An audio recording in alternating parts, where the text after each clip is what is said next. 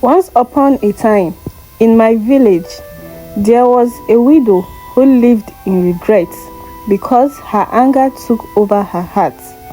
The first time I saw Nneka after her husband's death, she was sitting under the big iroko tree in the middle of the village square. Her scarf barely hid her unkempt hair, and her eyes carried a sadness that could freeze your heart. But there was something else about her, something unsettling. The air around her felt heavy, like a storm was waiting to break. "Do you see how she sits alone?" my uncle whispered that evening. "That's what happens when a woman curses her husband before he dies." The words startled me. "She cursed him?" I asked, my voice trembling. He nodded, leaning in like he was sharing the greatest secret. "They fought before he died. People said her anger sent him to the grave." I didn't want to believe it, but I couldn't ignore the whispers in the village. Obiora, her husband, had died suddenly in his sleep, and people claimed Nneka's visit to the old medicine man in the forest was to blame. Even though no one could prove it, the villagers avoided her. They refused to buy her goods at the market. Children ran away from her path, and even the animals seemed to sense something was wrong. One evening, I was walking home when I passed her hut. I heard soft wailing coming from inside. I stopped, straining to hear. The cry was faint, almost like a whisper, but it wasn't a child's cry. It was something deeper, more sorrowful. "She is calling to her dead husband," an old woman said as she walked by, shaking her head. I began to notice more strange things. Chickens scattered whenever she walked past, even when she didn't move a muscle. At night, her hut's window glowed faintly, as if there was a fire inside, but there was no smoke. The more I saw, the more curious I became. Who was Nneka before this? What had really happened between her and Obiora? A glimpse of Nneka's past. Before Obiora's death, Nneka had been one of the most respected women in the village. She was known for her wisdom, hard work, and generosity. She had helped many people, offering food to the hungry and advice to those in trouble. Her marriage to Obiora seemed perfect from the outside, but I was clear now that appearances had deceived us all. One market day, I overheard two older women talking about her. "She loved Obiora too much," one said. "That's why his betrayal broke her." They said, "He took another woman in secret." The other replied, "And when Nneka found out, she couldn't control her anger." The pieces of the puzzle were starting to come together. Obiora's betrayal had shattered Nneka, and in her anger, she had sought justice, not knowing it would cost her everything. Back to following Nneka. The turning point came when I saw Nneka arguing with no one in particular.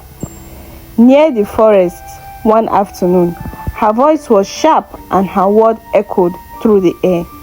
"You will pay for this, Obiora. I will never forgive you." Fear gripped me, but curiosity won. I decided to follow her. She walked quickly into the forest, clutching a small clay pot.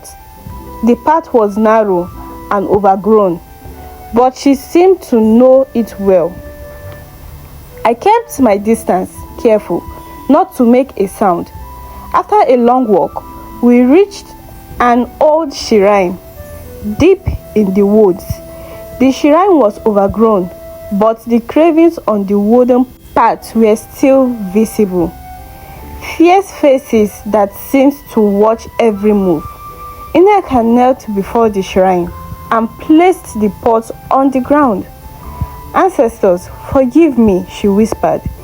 "I didn't mean for it to go this far." Her voice was trembling, full of regret. I crouched behind a tree, my heart pounding. "I wanted him to feel my pain," she continued, "but now I am the one who suffers." Suddenly, a cold wind swept through the trees, and a deep voice seemed to come from nowhere. "Nneka," it said, making her freeze. "You broke the balance. You disturbed what should not have been touched." Her tears streamed down her face as she begged, "Please undo it." "I didn't mean to." But the voice cut her off. "The curse has already taken its course. You must atone." Nneka collapsed on the ground, her sobs echoing in the silence. I stayed hidden, too terrified to move. The truth revealed. When I finally returned home, I couldn't keep the secret any longer. I told my mother everything I had seen. She listened quietly, then said, "This is why anger is dangerous. It blinds us and leads us to destroy even ourselves." The next day, my mother and I visited Nneka's hut. She looked surprised to see us but let us in. As we sat down, I said, "I know what happened. I followed you to the shrine."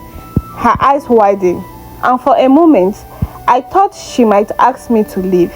But instead, she sighed deeply and said, "Then you know the truth."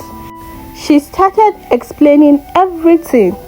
Obiora had taken another woman in secret, and when I found out, I felt humiliated and betrayed. In pain, I went to the medicine man, asking him to make Obiora feel my suffering.